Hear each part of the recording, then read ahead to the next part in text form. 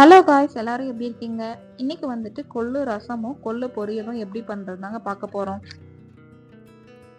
இது வந்துட்டு மாசத்துக்கு ஒரு டைம் ஆச்சு நம்ம எடுத்துக்கணுங்க. இதுல வந்து நிறைய பெனிஃபிட்ஸ் இருக்கு. கொலஸ்ட்ராலை ரெடியூஸ் பண்ணுது, பிளட் சுகர் லெவலை கண்ட்ரோல் பண்ணுது. இதுல கால்சியம் பாஸ்பரஸ் இருக்கிறதுனால போனுக்கும் ஸ்ட்ரென்த் வருதுங்க. வாங்க எப்படி செய்யறதுன்னு பார்க்கலாம். கொள்ளு வந்துட்டு நைட்லாம் ஊற வச்சுட்டு வேக வச்சு எடுத்துக்கோங்க. அதுல இருக்கிற தண்ணியில தான் நம்ம செய்ய போறோம்.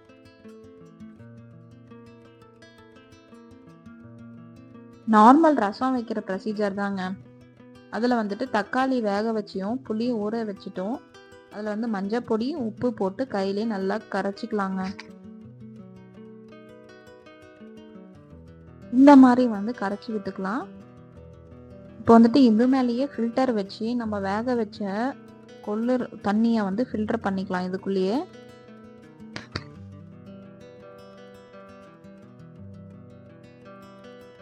இது நல்லா கலந்து விட்டுக்கலாம். அப்புறம் மிக்ஸி ஜாரில் சீரகமும் பெப்பரும் போட்டுக்கலாங்க.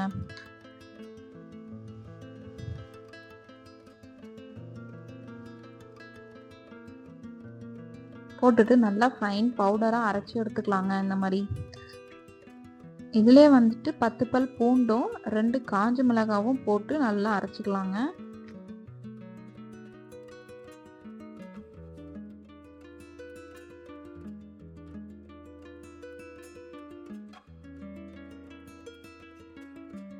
இப்போ இதை வேற கப்பில் மாற்றிட்டு இதே ஜாரில் வந்துட்டு கொள்ளு நம்ம வேக வச்சோம் இல்லைங்களா, அது வந்துட்டு 2 ஸ்பூன் சேர்த்துக்கலாங்க.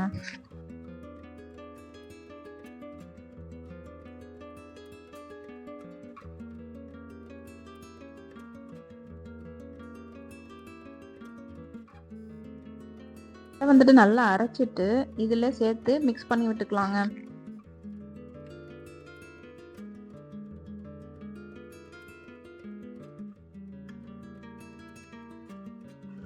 இப்போ கடாய் வச்சுட்டு தேவையான அளவு ஆயில் போட்டுக்கலாங்க.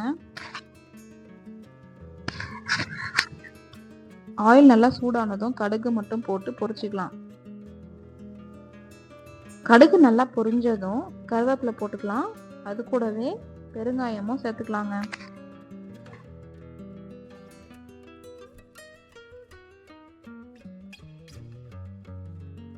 இப்போ நல்லா பொரிஞ்சதும் நம்ம அரைச்சி வச்சுருந்தீங்களா, அது வந்து சேர்த்துட்டு நல்லா ஃப்ரை பண்ணி விட்டுக்கலாம், அடி பிடிக்காம. அப்புறம் வந்துட்டு நம்ம கரைச்சி வச்ச தண்ணியையும் சேர்த்துக்கலாங்க.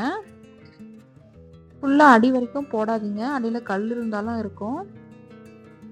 நல்லா கலந்து விட்டுட்டு கொத்தமல்லி போட்டு இறக்கிடலாங்க. எந்த ரசமுமே கொதிக்க கூடாதுன்னு சொல்லுவாங்கங்க. கொதிச்சா டேஸ்ட் போயிடும்னு சொல்லுவாங்க. அதனால இந்த மாதிரி பபிள்ஸ் வரும்போதே ஆஃப் பண்ணிடுங்க.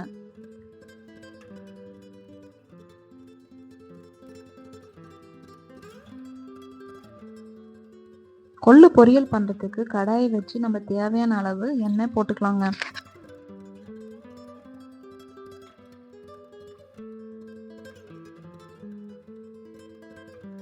எண்ணெய் நல்லா சூடானதும் உளுந்து கடுகு சீரகம் போட்டு தாளிச்சுக்கலாங்க.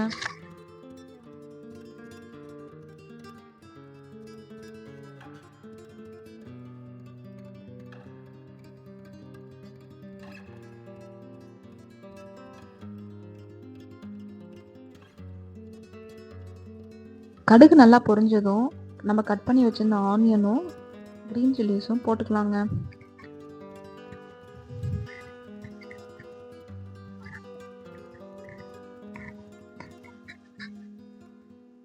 அதோட கருவேப்பிலையும் போட்டுக்கலாம்.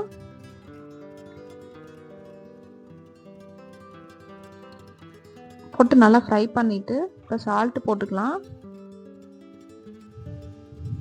நல்லா கலந்து விட்டுக்கலாம்.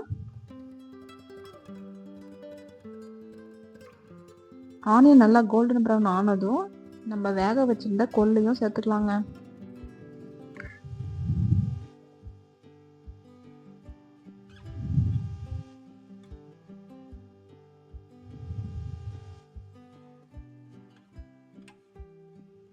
நல்லா கலந்து விட்டுக்கலாம்.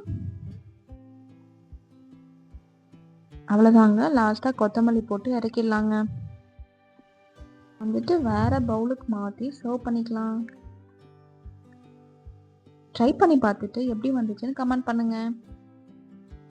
நம்ம வீடியோக்கு லைக் பண்ணுங்க, ஷேர் பண்ணுங்க, நம்ம சேனலுக்கு சப்ஸ்கிரைப் பண்ணுங்க. தேங்க்யூ. Bye bye.